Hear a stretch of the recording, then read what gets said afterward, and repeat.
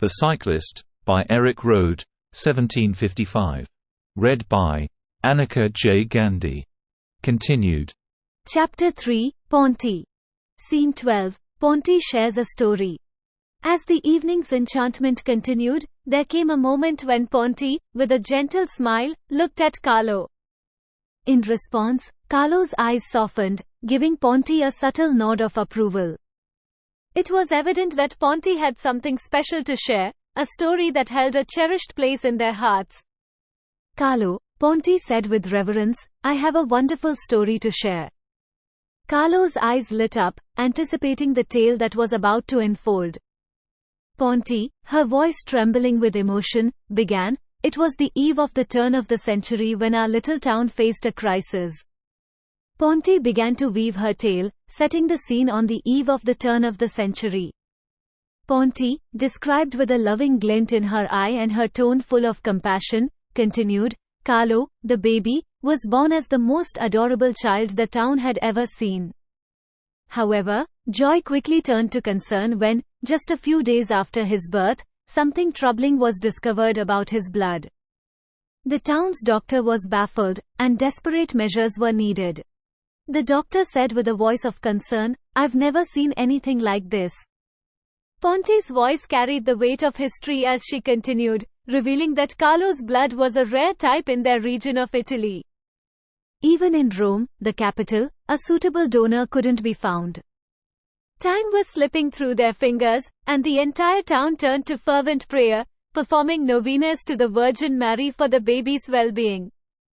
Alex, unfamiliar with the term, nodded in understanding as Ponty explained the significance of novena prayers, a plea to God for divine intervention in dire situations.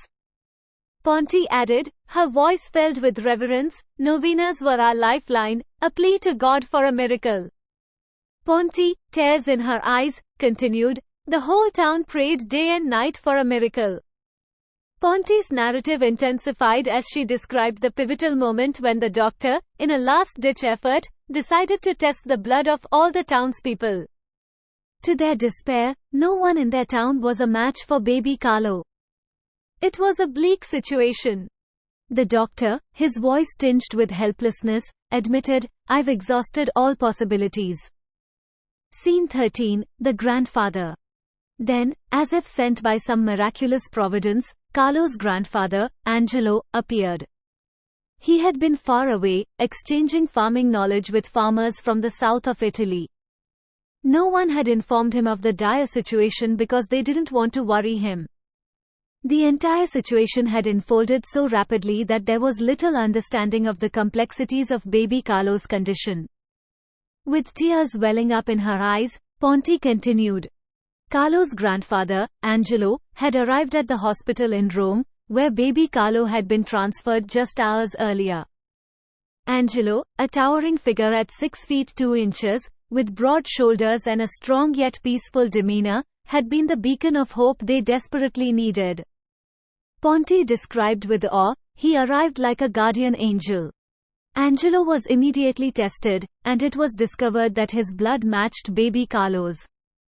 The doctors initiated a series of blood transfusions, and Carlo began the slow but steady journey to recovery. Over time, his blood normalized, and the news of his improvement sent ripples of joy throughout their little town.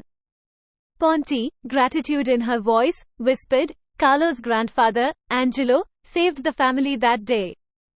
Ponty explained the inexplicable bond that had formed between Carlo and his grandfather, Angelo, as he grew up. It was a bond that transcended words, a connection forged through the unbreakable ties of life and love.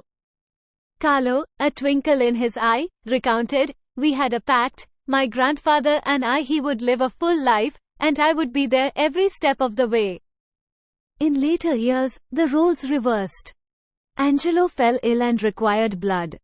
In a touching act of reciprocity, Carlo became the donor for his beloved grandfather. As Ponty concluded her story, Carlo's eyes glistened with tears, but they were tears of nostalgia and happiness. Moved to the core by the depth of this family tale, Alex felt the significance of the moment. To change the mood and honor this profound story, Carlo raised his glass, his voice filled with emotion. To my grandfather, Angelo, who always lives within me, saluti, he toasted. Alex, a proud smile on his face, raised his glass alongside Carlo's and said, to the strength of family bonds. Ponti embraced Carlo with a joyful smile, and in that heartfelt moment, beneath the canopy of stars, they celebrated not only the past but also the enduring bonds of love and kinship that defined their lives. Scene 14, Ponti's family. In the soft glow of the evening, as the fragrant aromas of Carlo's cooking filled the air, Alex turned to Ponti with genuine curiosity. He asked her, "Were you also born in this region of Italy?" Ponti, a thoughtful and graceful woman, paused for a moment, her gaze briefly seeking Carlo's silent approval, a gesture that spoke volumes about their mutual trust and respect for one another. Carlo, with an inexplicable sense of confidence in the young American cyclist who had entered their lives just hours ago, offered a reassuring smile in response. Ponti quoted Carlo's grandfather, a man of wisdom and experience, had once said, "Carlo, I have an idea." Carlo, always respecting his grandfather Angelo's insights, replied with eagerness, and said, "Oh, let's hear it." It was a trust that typically took years to develop but had materialized swiftly in the presence of Alex. With Carlo's unspoken support, Ponti delved into the memories of her past. Ponti's story began with her cherished family, the foundation upon which her life was built. She was the youngest member of a close-knit clan, with 3 older brothers, each one a pillar of strength in their household. The bond they shared was unbreakable, and their childhood was filled with laughter, adventures, and the warmth of familial love. "My father," Ponti said with a voice filled with love, "he was the heart of our home. He cherished me, and I was his sunshine." Her mother, who had a quiet strength, was the embodiment of love and care, ensuring that their family thrived amidst the challenges of rural life.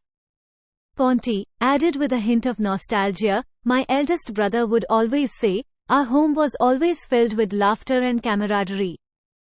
We were each other's greatest allies." Their family, like Carlo's, were farmers who toiled tirelessly to cultivate the land and provide for their loved ones. Their farm, nestled near the town, was a validation to their hard work and dedication. Carlo's grandfather once said in agreement, "The roots of a family run deep, and they are what keep us grounded."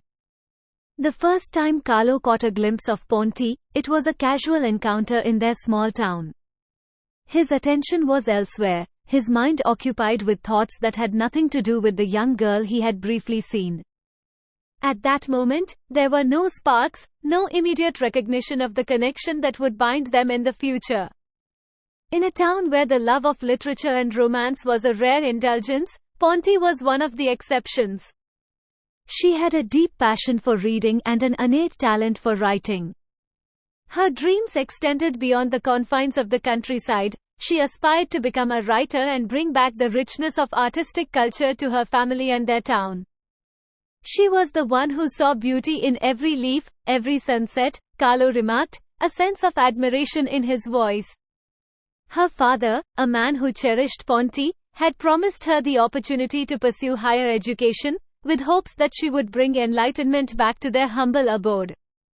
Ponti's literary inclinations were evident. She possessed the ability to unravel the beauty hidden within metaphors and see the poetry in everyday life. "My father's words were a promise of a brighter future," Ponti added, her voice a mix of gratitude and determination. Despite her progressive views and ambitions, Ponti was deeply rooted in tradition, where her father's word held the weight of law. However, life can be as unpredictable as a sudden change in the wind, and Ponti closed her eyes momentarily, recalling the turbulent times that were about to follow. Scene 15, War. Carlo's grandfather, a man known for his wisdom and resilience, once shared a piece of sage advice with Carlo. "Carlo, remember, in the face of life's storms, it's the roots that keep the tree standing." Soon, Italy was plunged into the turmoil of the Great War. Her 2 younger brothers were conscripted, and the eldest voluntarily enlisted to protect his younger siblings. Tragically, none of them returned home, leaving Ponte's family with the heavy burden of loss. In the aftermath of the war, Ponte's family faced daunting challenges. Her father, resilient and capable, managed the farm with assistance from laborers, but Ponte's future seemed destined to revolve around caring for her aging parents. Years passed, and most of her friends married and started families of their own. Ponte, once the center of attention in her town, found herself facing a different fate. It was a time of both sorrow and strength, Carlo recalled, his eyes reflecting the resilience that had carried their families through those difficult years. Carlo's grandfather, a wellspring of wisdom and compassion, would often say, "Life's journey is like a winding river. You may not know where it leads, but you must navigate its waters with courage." Then, one day, as fate would have it, she encountered Carlo in the town square. For the first time, he gazed deeply into her eyes, and in that moment, something magical happened. Overwhelmed with joy, Ponte felt her heart flutter with happiness. Yet, the circumstances of her family made marriage an unlikely prospect. However, fate, as it often does, had other plans. The next time their paths crossed, something extraordinary happened. Carlo looked into Ponte's eyes, and in that singular moment, time seemed to stand still. It was as if the universe conspired to bring them together, and the sparks of destiny ignited. From that day forward, their lives became intertwined, and the love story of Carlo and Ponte began to unfold, a tale that would endure the test of time. It was Carlo, with his grandfather's wisdom and a heart full of love, who devised a plan to bridge the gap. He offered to work double shifts, tending to both his own farm and Ponte's, and proposed that his father meet with Ponte's father to formalize the arrangement. Carlo's grandfather, a man who had witnessed the ebb and flow of generations, once imparted this wisdom to Carlo: in matters of the heart, sometimes the most precious bonds are forged not by fate alone but by the determination of those who refuse to let go. The meeting between the two fathers was a solemn affair, and their word was their bond. Ponte's father, a man of few words but unwavering integrity, summarized their agreement: "Our families will unite, and our children shall be bound by love." The agreement they reached that day filled Ponte's heart with uncontainable joy. To become Carlo's wife became the dream she had cherished for so long. Their wedding day was a celebration that brought love and happiness back to their town, healing the scars that the war had inflicted. Carlo, true to his word, worked tirelessly for years to honor the pledge he had made. Carlo's grandfather, the guardian of traditions and family values, once said, "In the tapestry of life, it is the threads of love and commitment that create the most enduring patterns." As Ponte recounted this beautiful and nostalgic chapter of her life, a tear glistened in her eye, reflecting the enduring happiness she had found in her love story with Carlo. The Cyclist, by Erik Røde, 1755. Read by Annika J. Gandhi.